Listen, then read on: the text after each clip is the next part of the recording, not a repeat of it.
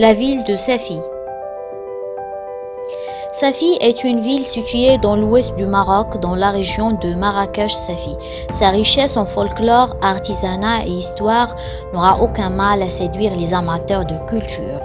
C'est une ville côtière, dont l'histoire écrite vérifiée remonte au IXe siècle, mais qui aurait déjà été connue les Romains durant l'époque phénicienne.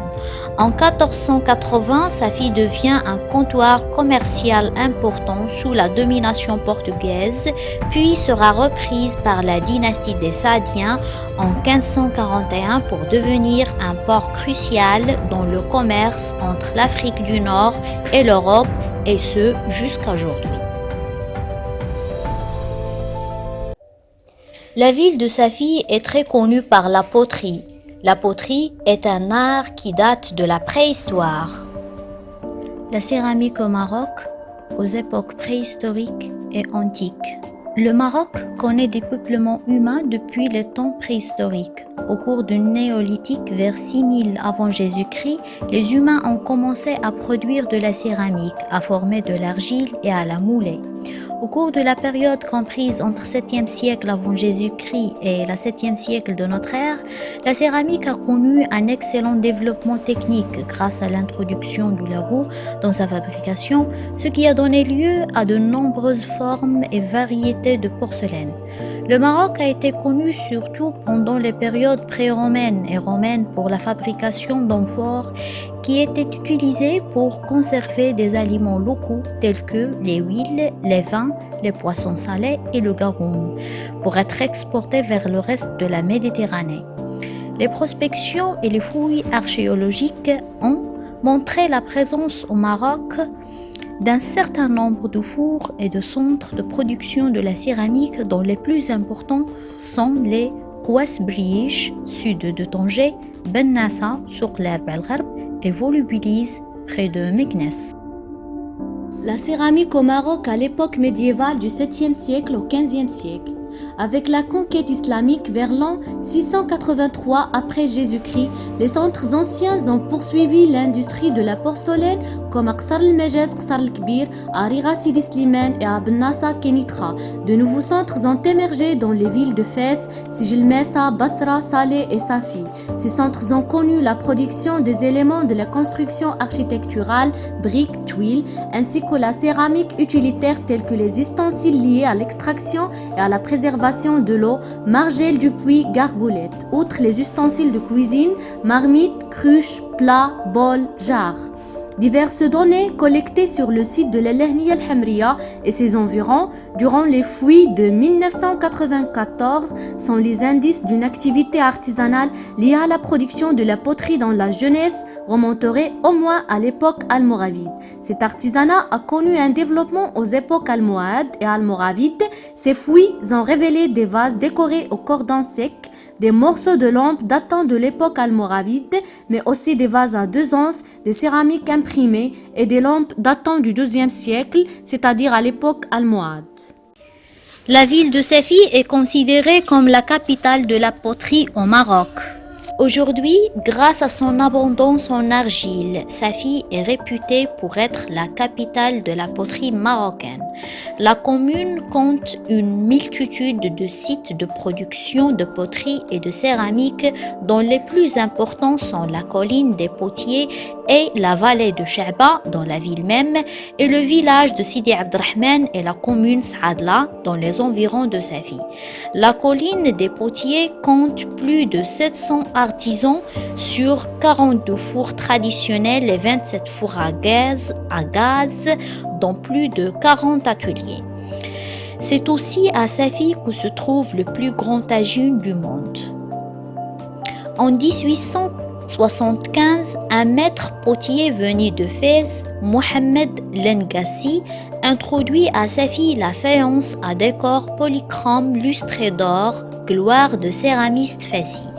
De son atelier sortent de très belles pièces décorées dans le plus pur style marocain de tradition hispano-mauresque, glacé de ce lustre bleuté ou doré en honneur dans sa ville natale. En 1918, le potier Boujma al-Amali apporte une touche personnelle avec des formes héritées de l'Antiquité méditerranéenne. L'Amali sera renouvelé le décor floral ou géométrique dans l'esprit du décor traditionnel. Cet élan anime encore les faïenciers de Safi. Les fabriques de poterie sont toutes groupées dans le quartier de Bebcheba. En ce qui concerne la technique, la fabrication des poteries safiotes comporte 12 stades successifs. On va les découvrir ensemble avec Madame Rachida, responsable de Coopérative féminine de poterie Céram, production et commercialisation au centre de Safi. دابا بغينا نعرفوا يعني اول مرحله مثلا ها اول مرحله هو الطين. اول حاجه باقا الكوطو حشر كيدير كيدير في الجابيه كيفال تيبقى كنهار الاخر كيتجبد من الجابيه كنسرحوه في الارض تيبدا ينشف شي شويه نهار الاخر كيتقلب بحال كنعجنو بحال كيتعجن يعني هذه المراحل كل الوالد كيطلع اللي كيخدم في الدور هو اللي كيدير المرحله الاولى هكذا دابا المرحله الاولى ديال الوالبي ديال الاول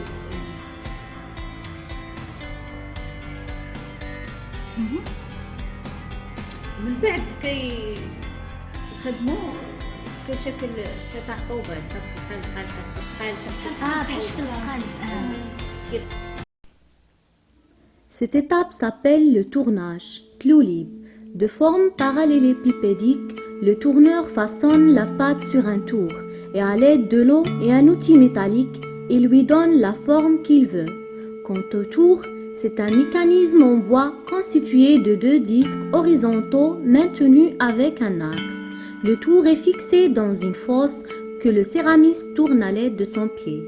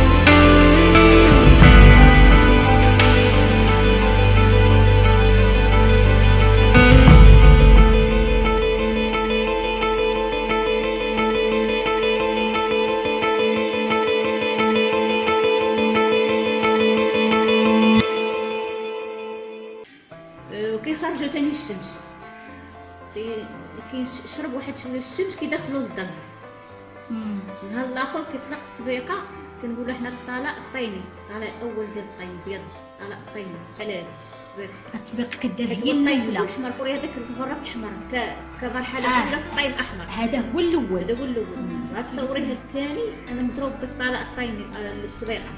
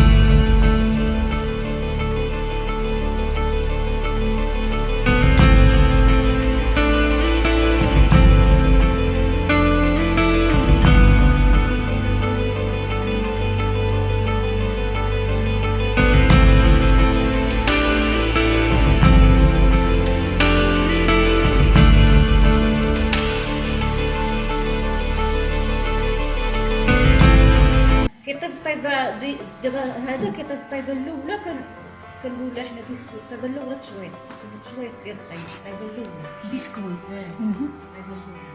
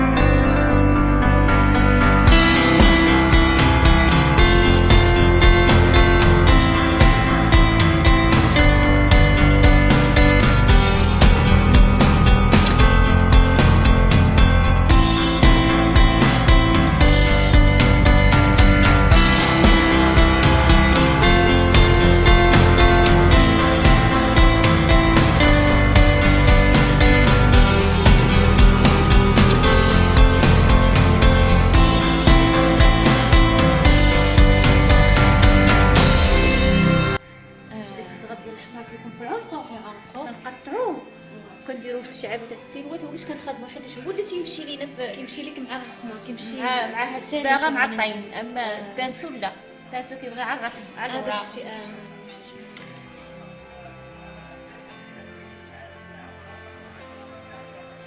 وهاد الصباغه هذه ملي فاش كنطلق تكون غابره وكتلقاو هنا كنديروا لها هاد العلك ديال الشجر.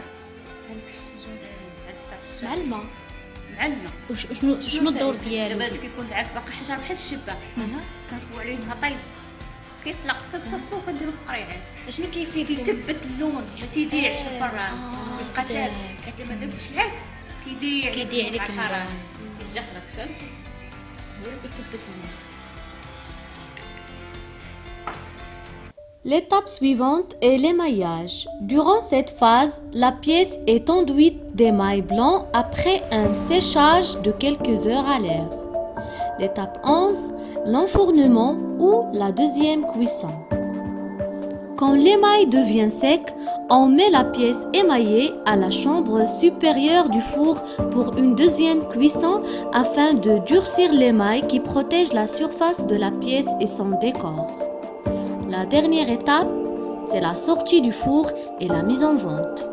Quand les pièces sortent du four et sont prêtes à être utilisées, les artisans les vendent en gros aux commerçants locaux qui l'exposent dans leur boutique à la colline de Potier à Safi ou à d'autres qui les acheminent vers le marché national ou à l'étranger.